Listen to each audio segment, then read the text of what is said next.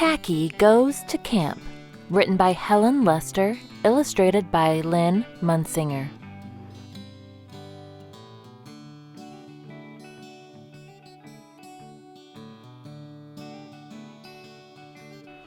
It didn't exactly look like summer camp, but then summer didn't exactly look like summer in the nice icy land. And yet here were goodly, lovely, angel, neatly, and perfect, and Tacky at Camp Whoopee-Ha-Ha. Goodly, lovely, angel, neatly, and perfect had packed carefully. They brought... Tacky brought...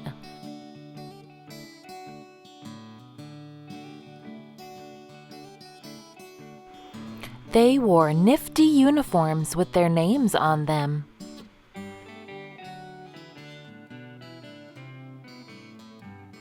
And every night they slept in real tents. How campy!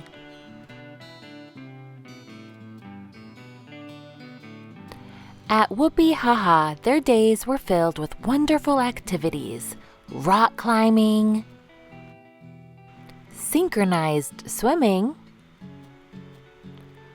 archery,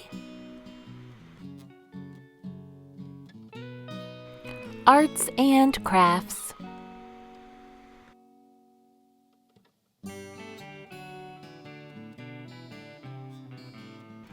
Tacky's personal favorite was a game he invented called Tippy Canoe and Tacky too. But the best activity of all came one evening. It was Sleep Under the Stars night. The penguins gathered around the crackling fire and sang the camp song. We're penguins, we cannot ride horses, because our legs weren't put on long. But other than that, we're perfection.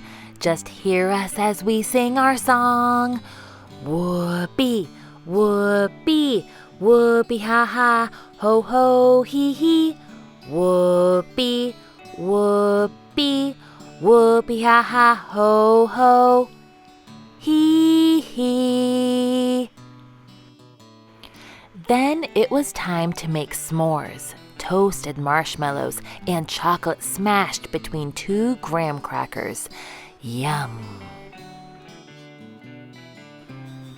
Finally, just before bedtime, it was scary story time. Ooh! Goodly and Lovely told a tale called Gotcha! It was about a penguin poking swordfish and very scary. Angel and Neatly came up with the creeping, crawling plant. Scarier. Perfect followed with a story called The Whooping Wubba Wubba Bird, which was so scary the penguins could barely listen, and they held their flippers over their ear places. Then it was Tacky's turn. He announced, "I ori it all air." He unstuck his s'more beak and began again. My story is called Beware the Bear. That sounded promising. Tacky began. Once upon a time, the penguins were gathered around the campfire when they heard a thud, thud, thud, thud, and a great growly voice called out, "Beware the bear!" Tacky's companions shivered a little. The voice came closer, "Beware the bear!" Now the penguins held flippers, and closer, "Beware the bear!" They squoze their eyes shut and waited. And then, said Tacky, a bear thudded up to the penguins and announced, "Howdy do, my name is Beware. Beware the bear." Get it? The end. A silence followed. Then a chorus of, "Oh." Scary story time had ended as a not-so-scary story night, so the disappointed penguins crawled into their sleeping bags.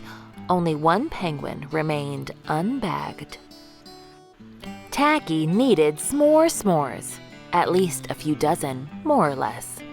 Finally satisfied, he dove in head first, not worrying about having crumbs in his bed. Nor was he aware that his sleeping bag was lying on the leftovers he just couldn't quite finish.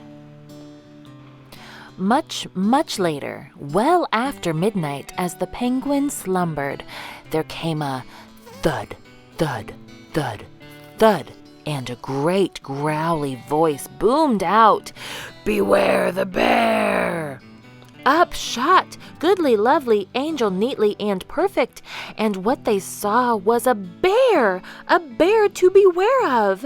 "Something smells yummy," growled the bear. He helped himself to 1 marshmallow, 2 squares of chocolate, 3 graham crackers, and 4 s'more toasting sticks. Then he ate the picnic basket, gobbled up the guitar, and swallowed a fire log whole.